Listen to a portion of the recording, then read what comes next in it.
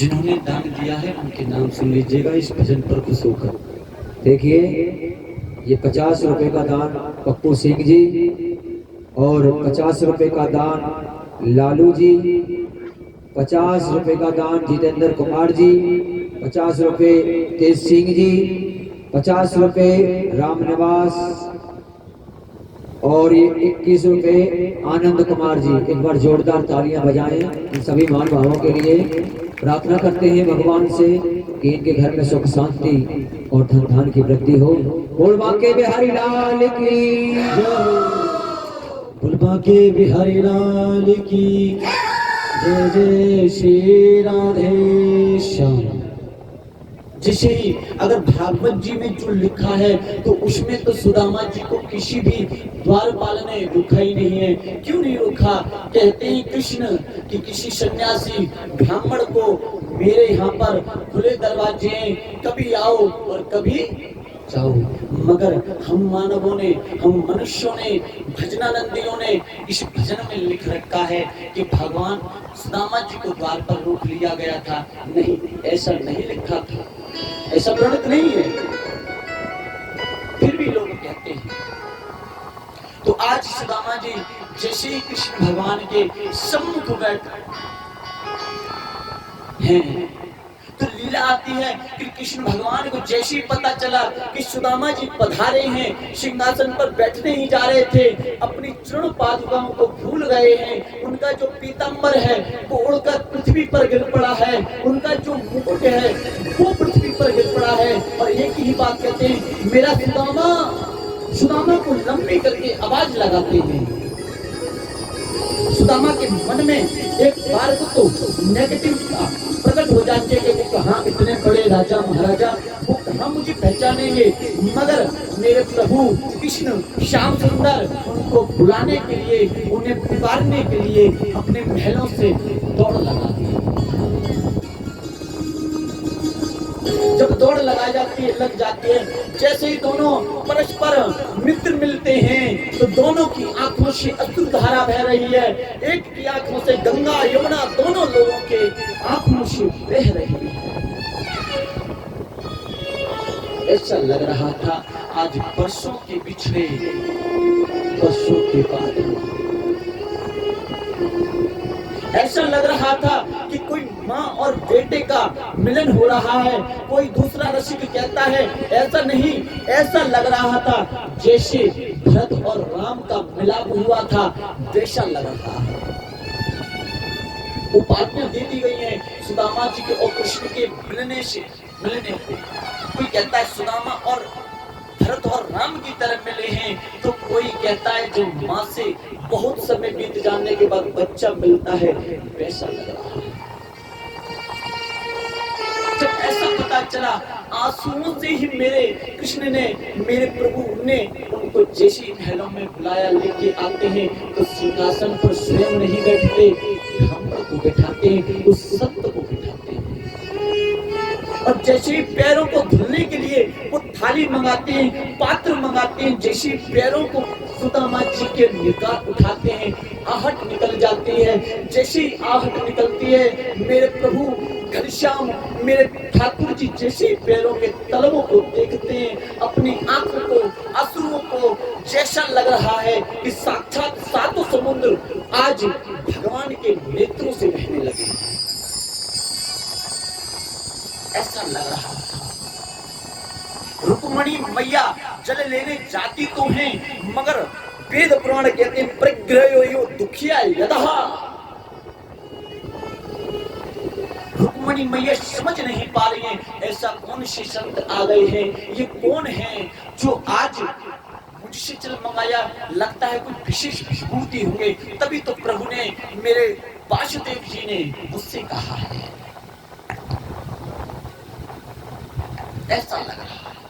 और इतना होने के बाद, परमात्मा को प्राप्त होने के बाद, सुदामा जी ने इतनी वार्तालाप करने के बाद, जैसे ही उनके पैरों को तलवों से जो कांटे थे कुछ हाथों से निकाले, कुछ मुख से निकाले, महाराज ऐसा हुआ है। ये मित्रता है, ये परस्परा है, ये मित्रता। क्योंकि कृष्ण कहकर आए थे अगर सुदामा तुम मित्रता नहीं निभा पाएगा तो दोनों तरफ से मित्रता मैं निभाऊंगा।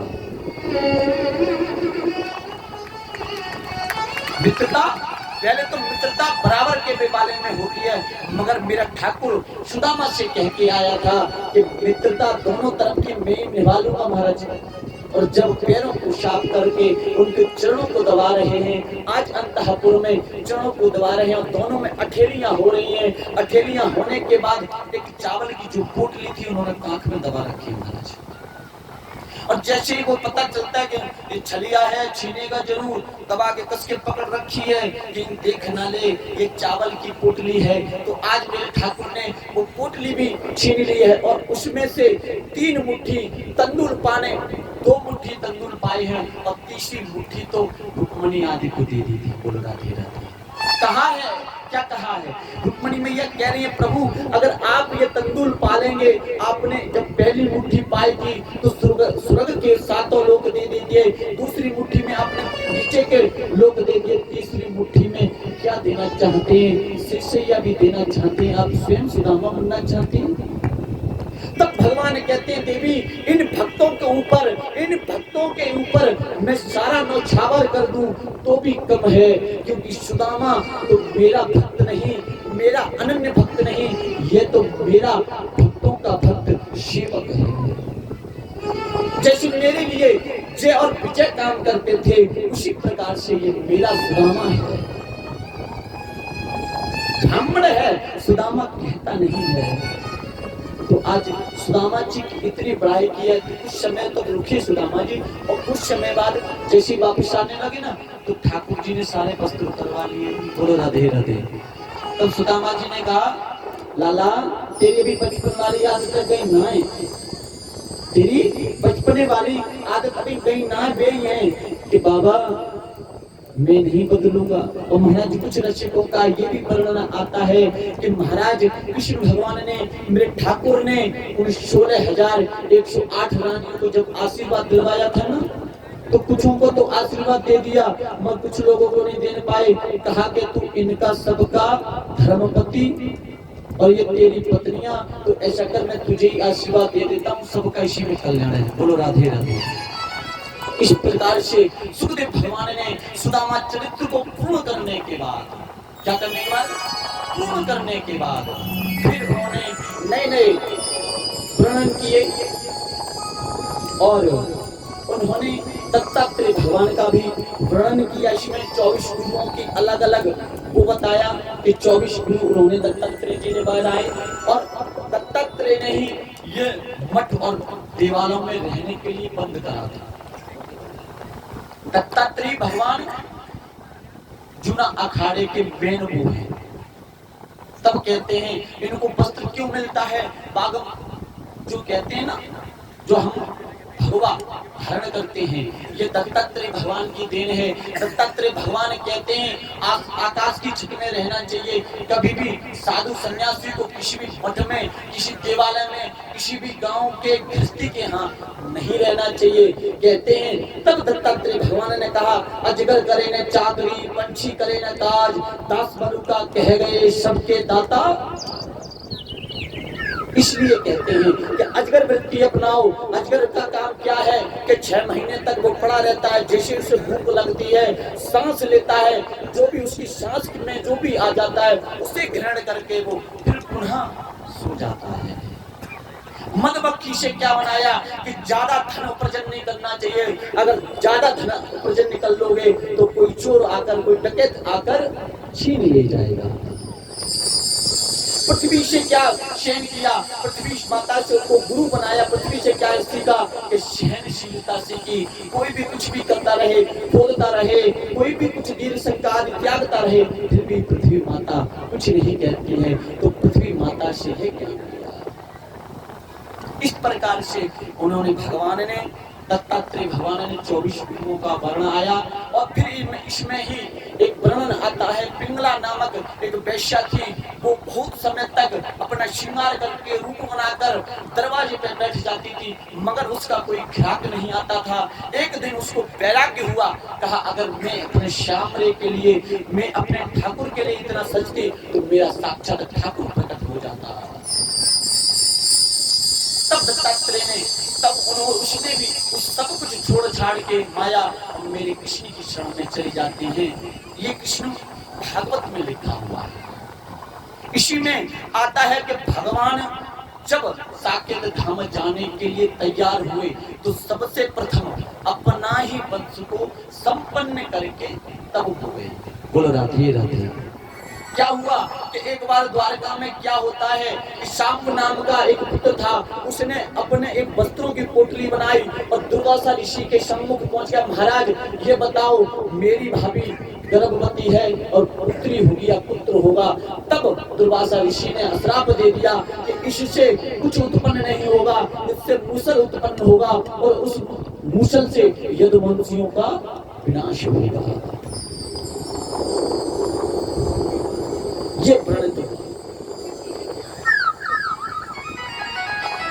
उसी मूसल से जब देखा तो जब अक्रूर जी को पता चला तो उसी मूसल को एक पत्थर पर समुद्र के किनारे घिसवा घिसवा कर सारा बहवा दिया।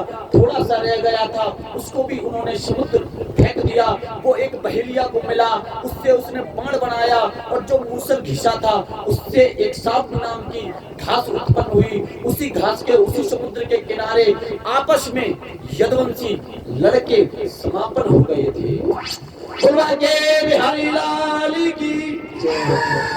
और लास्ट में क्या होता है, श्याम नाम का एक वृक्ष था, सब लोग कहते हैं कि पीपल का वृक्ष था, मगर भागवत जी में श्याम नामक एक पीपल जैसा ही पत्ता होता है, उस वृक्ष का नाम श्याम है। उस वृक्ष के नीचे भगवान लेटे हुए थे, एक पैर के ऊपर दूसरा पैर रखे थे। भगवान के पैर में कदम था, कदम हिरन की आंख की तरह चमक रहा था। भेड़िया ने लगाया बाण निशाना और छोड़ दिया था। कोई मूसल का जो आगे की नुक थी, कोई मूसल था और भगवान के पद्मों में आके लगा। यहीं पर उद्धव जी को उपदेश, भगवान ने उद्धव को उपदेश दिया है, अपनी चरण पादुकाएं दी है। और जो भगवान का वासुदेव जी का जो तत्व है वो श्रीमद् भागवत कथा में एक ज्योतिर रूप में समाहित हो गया। बोले भागवत भगवान की।